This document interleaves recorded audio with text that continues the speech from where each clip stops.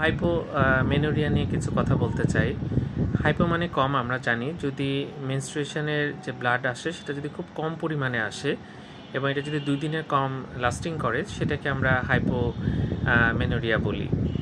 তো যাই হোক, এটা বিভিন্ন কারণে হতে পারে এবং সাধারণত দেখা যায় যে টিবি থাকলে এরকম হতে পারে, থাইরয়েডের সমস্যা থাকলে এরকম হতে পারে। এই জিনিসগুলো মাথায় রাখতে হবে এবং এন্ডোমেট্রিয়ামের যদি কোনো সমস্যা থাকে সেক্ষেত্রেও কিন্তু এরকম হতে পারে। তো হাইপোম্যানুরিয়া যদি হয় তাহলে আমরা একটা আল্ট্রাসাউন্ড করলে কিন্তু বোঝা যাবে যে এরকম সমস্যা আছে কিনা। থাইরয়েড টেস্টগুলো করা উচিত, কারণ থাইরয়েড ডিজিজের কারণে কিন্তু এরকম হতে পারে, হাইপোম্যানুরিয়া হতে পারে। এছাড়া এন্ডোমেট্রিয়াল টিবি, আমাদের যক্ষা কিন্তু অনেক জায়গায় হয় ফুসফুসের বাইরে, তো এন্ডোমেট্রিয়াল টিবিও কিন্তু পাওয়া যায় এবং সেটা হলে কিন্তু এরকম সমস্যা হতে পারে। তো এটা হলে অনেক মেয়েরা ভয় পেয়ে যায় এবং ভাবে যে কোনো অসুখ হচ্ছে এবং দ্রুত একজন গাইনোকোলজিস্ট দেখানো উচিত এবং তিনি অবশ্যই এটা সমাধান করতে পারবেন। এই ধরনের রোগী কিন্তু প্রচুর পাওয়া যায়। ধন্যবাদ সবাইকে।